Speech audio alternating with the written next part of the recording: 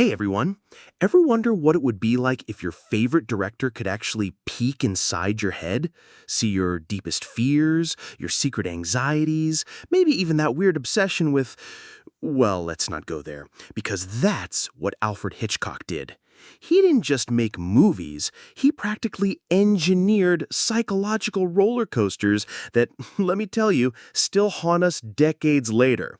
And today, we're diving deep into the greatest hits from the master of suspense himself. From spiraling staircases that make your head spin, to sinister motel rooms where you just know something bad is about to happen.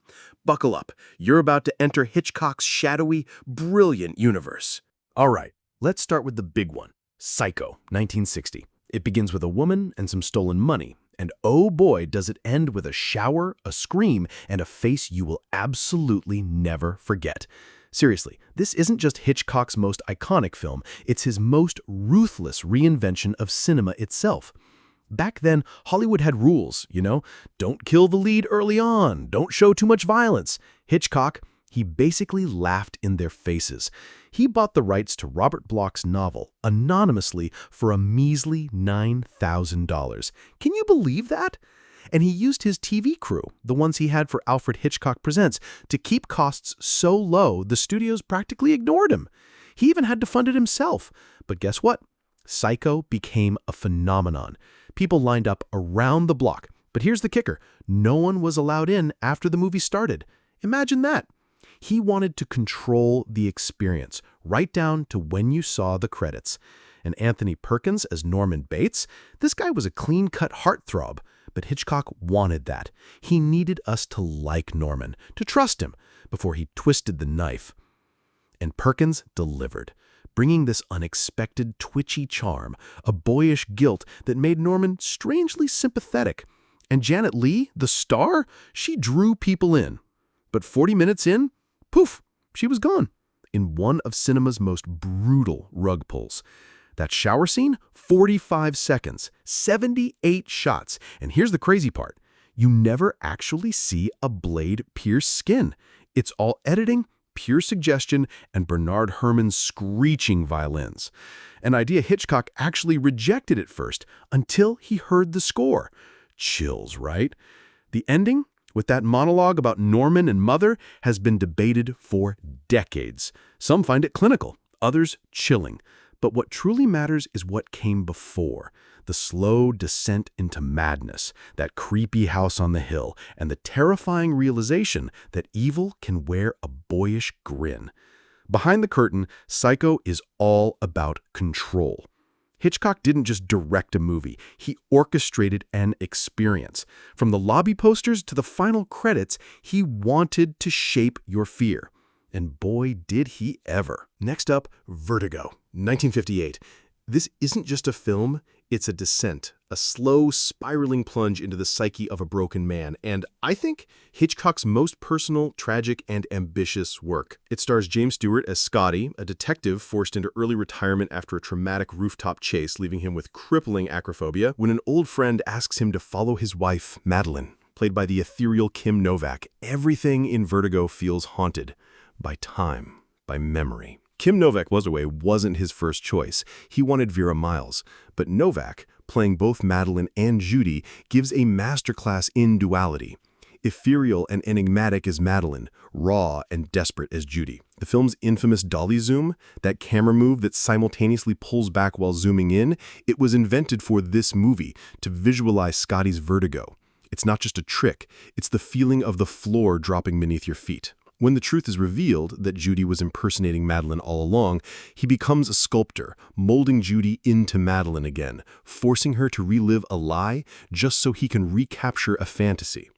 And when she finally dons that gray suit and blonde hair, rising from the green-lit haze of a hotel room, it's cinematic hypnosis. Audiences weren't ready for a romantic thriller with no clear villain, a damaged protagonist, and a love story that ends with, well, death. But in 2012, it actually unseated Citizen Kane as the greatest film of all time on Sight and Sound's critics poll. Many now read Vertigo as Hitchcock's confession. In this film, that obsession leads to ruin. It's his most naked film, his most devastating. And that final shot, Scotty staring into the void with no more illusions left, may be the loneliest moment in all of cinema. All right, let's lighten the mood just a tiny bit, but still keep it suspenseful. Rear Window, 1954. With a broken leg and a camera, L.B. Jeff sees everything, except the truth about himself. This is Hitchcock's meditation on voyeurism, loneliness, and what it truly means to see. James Stewart, as Jeff, is stuck in his apartment during a sweltering New York summer. His only escape? The window across his courtyard, where the lives of his neighbors play out like silent films. There's the ballerina, the newlyweds, the lonely songwriter, and the couple who sleep on their fire escape. And then there's Thorwald, the man with the curtain drawn too often, the wife who disappears. Jeff watches obsessively, but his real struggle is with Lisa, Grace Kelly, his stunning girlfriend who wants more than a weekend fling. But as the murder mystery deepens, Lisa becomes the hero, climbing into Thorwald's apartment, risking her life to prove Jeff right. The genius of Rear Window is its restriction. Hitchcock shot the entire film from Jeff's perspective, using a massive custom-built set with real apartments. You never leave his view. When he watches, you watch. When he doubts, you doubt. Lisa's transformation from society girl to fearless investigator mirrors Jeff's own emotional awakening. But the moral dilemma lingers. Is Jeff solving a murder or feeding an addiction to watching others suffer? And are we, the audience, complicit in that gaze? It's when Thorwald turns and looks back, the watcher becomes the watched. And in that moment, the illusion of safety shatters. Before Bond, before Bourne, there was Roger Thornhill, a man who was nobody, mistaken for somebody, and turned into, well, everyone. North by Northwest, 1959. This is Hitchcock's most exhilarating thrill ride. But beneath all that action, it's a story about identity, illusion, and transformation. Cary Grant is at his wittiest and most charming here, playing Thornhill, a Madison Avenue ad man whose biggest mistake is being in the wrong place at the wrong time. Suddenly, he's being hunted by spies, nearly killed at the United Nations, and pursued across the country, all for being mistaken as George Kaplan, a man who doesn't even exist. Hitchcock saw the 1950s as an era obsessed with appearances, and North by Northwest is his brilliant response. Thornhill starts as a smooth-talking phony. By the end, he's risking everything, not because he's a spy, but because he finally cares. The action set pieces are legendary. That crop duster scene in an empty field, Hitchcock stripped the score and dialogue to heighten the tension, building dread from silence and the distant whir of the approaching plane. Pure genius. Eva Marie Saint as Eve Kendall is one of Hitchcock's most layered heroines, sexy, deceptive, and torn between duty and love. And James Mason, with his velvet voice and subtle menace, plays the villain not as a brute, but as something far more chilling. One hidden detail. Hitchcock actually appears near the beginning, missing a bus in the opening credits, a self-aware joke in a film that's all about missed connections. The final shot, Thornhill pulling Eve into the train bunk, cuts abruptly to the train plunging into a tunnel.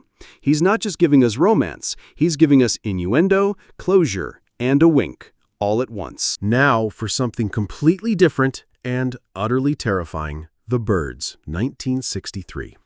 This was unlike anything Hitchcock had made before. There's no musical score, just silence and the chilling sound of cawing and flapping. Tippi Hedren, in her first role, plays Melanie Daniels, a San Francisco socialite whose impulsive trip to Bodega Bay becomes a full-blown descent into chaos. What begins as flirtation with local lawyer Mitch Brenner, played by Rod Taylor, turns into a siege of pecking beaks and clawing talons. The attacks escalate with eerie rhythm. A bird crashes into a phone booth, another slams into a classroom window. Then flocks descend on a gas station and light the town ablaze. And here's the kicker. No one knows why, and Hitchcock refuses to explain. Behind the scenes, it was a grueling shoot. Hitchcock promised Hedren mechanical birds. Instead, real birds were hurled at her, tied to her costume, and pecked until her face bled. The final attic scene took a week to shoot. Hedren collapsed from exhaustion. That trauma, she later said, never fully healed. But the fear wasn't just from feathers. It's also about women, mothers, and psychological power plays. Look closely, and the birds plays like a horror version of Rebecca. There's a cold mother, a strong blonde outsider, a man caught between them, and just when that emotional triangle boils over, the sky erupts. And the ending? There isn't one. Just a quiet escape, birds everywhere. The final shot isn't violent, it's unnerving. And that's what Hitchcock wanted. Not a bang, but a whisper of dread that follows you long after the credits roll. Okay, let's talk about precision. In Dial M for Murder, 1954, murder is choreographed like a waltz. Every step, every move, every breath is planned. But even the perfect plan can trip, and when it does, that's when Hitchcock strikes. Ray Milland plays Tony Wendice, a retired tennis player who discovers his wealthy wife, Margot, Grace Kelly, is having an affair. Rather than confront her, he plots to have her murdered. He meticulously blackmails a former classmate, calculates her schedule down to the minute, and creates an alibi so tight it squeaks. But when Margot fights back and kills her attacker with a pair of scissors, Tony has to improvise. He alters the crime scene, frames her for murder, and watches her stand trial. The brilliance of Dial M for Murder lies in its spatial claustrophobia.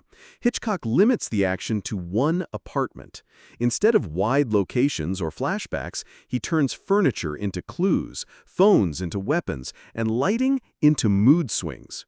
One overlooked fact, the film was originally shot in 3D, not for spectacle, but for subtle psychological depth. Objects like a raised key or a closing drawer practically protruded from the screen. Grace Kelly, in her first collaboration with Hitchcock, is radiant and restrained.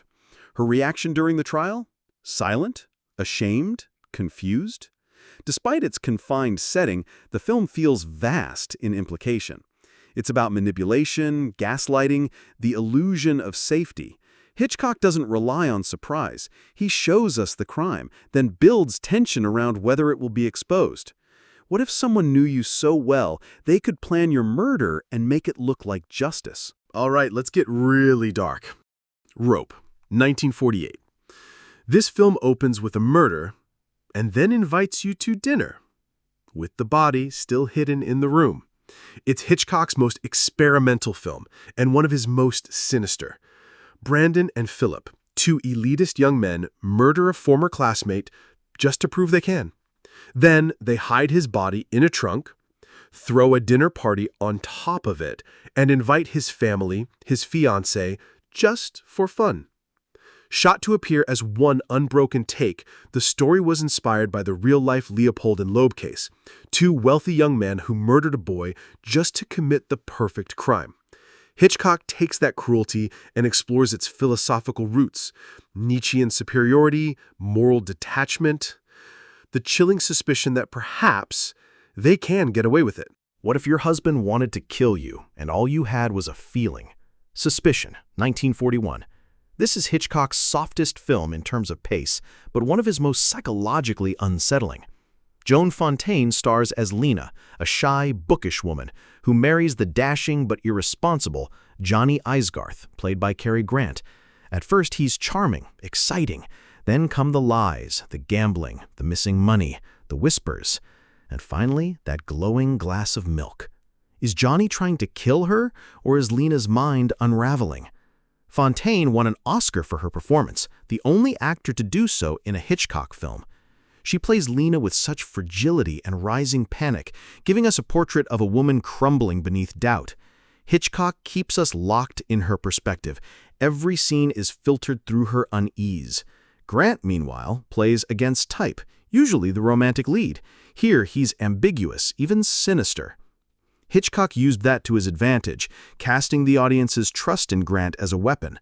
We want to believe he's innocent, even when the signs scream otherwise. Hitchcock originally wanted a darker ending. Johnny was a killer, and Lena realized it too late. But studio execs said no. Cary Grant had to be redeemed. So instead, the ending became a compromise. Johnny confesses not to murder, and the couple drives into an uncertain future.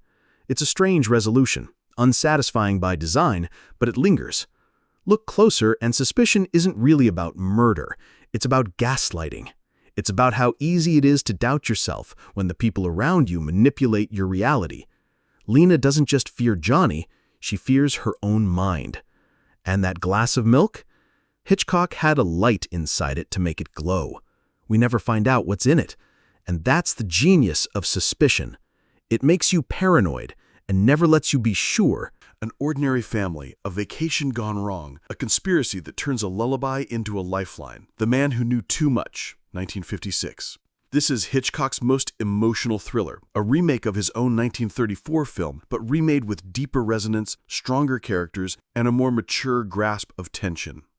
James Stewart plays Dr. Ben McKenna, a quiet American doctor traveling in Morocco with his wife, Jo, Doris Day, and their young son, Hank.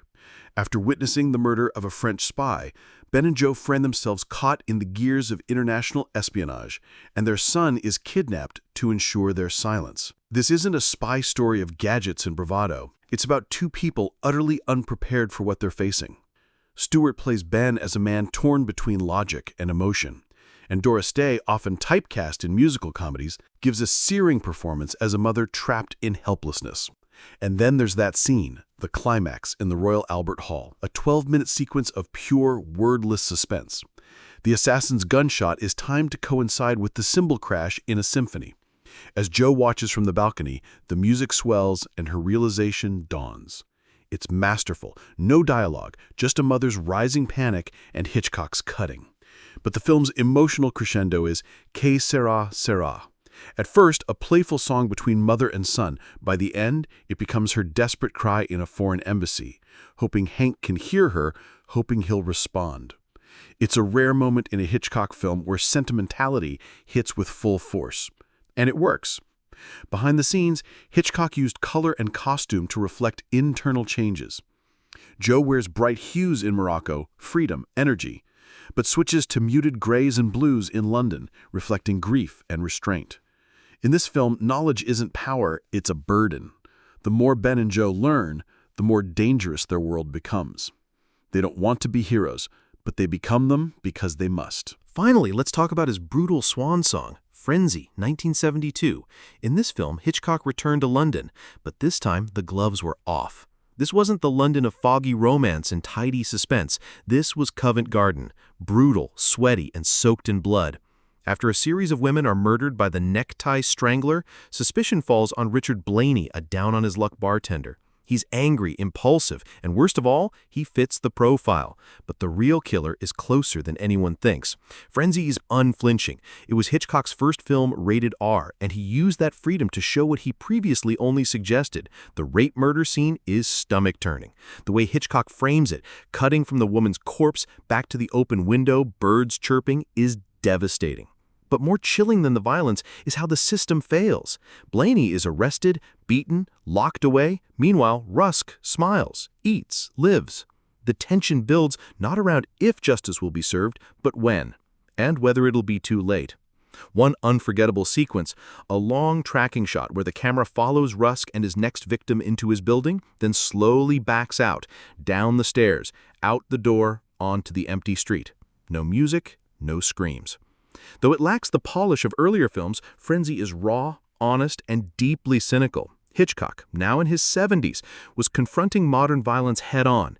Gone were the velvet gloves. This was Hitchcock asking, "Did you really think I'd gone soft?" The final shot where the police finally catch Rusk dragging a trunk of evidence feels more like a sigh than a triumph. It's justice, yes, but it's late, bloody, damaged. And it was his last great film. A savage final statement from the master of suspense.